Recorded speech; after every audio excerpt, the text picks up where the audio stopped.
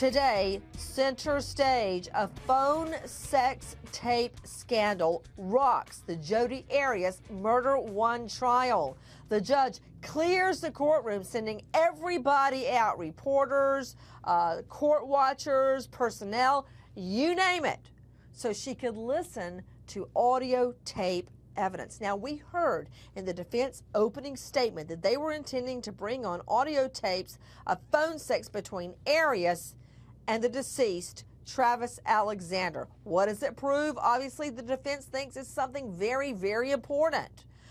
Many would argue that it disproves the battered women defense, that she stabbed him because she thought he was going to harm her.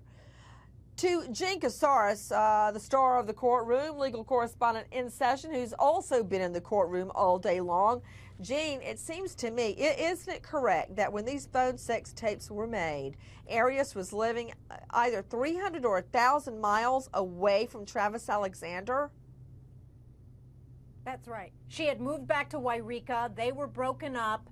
And I think one of the things about this tape is that if the jury hears it, the jury will hear the voice of Travis Alexander in that courtroom. But he's going to be saying things that I don't think the prosecution or the family believes should be in that courtroom at all.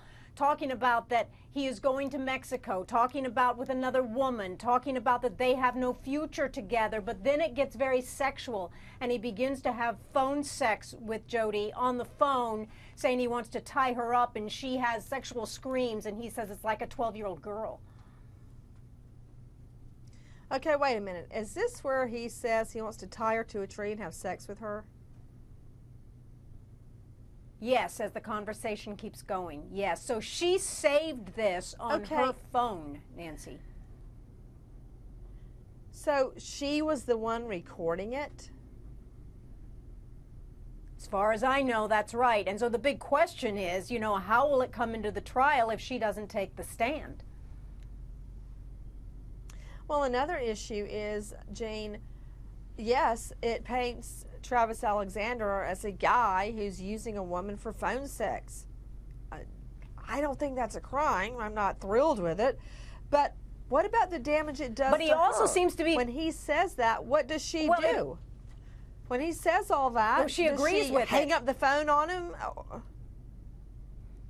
She plays along. Right. And, you know, he's also seemingly very honest in the beginning of the phone call.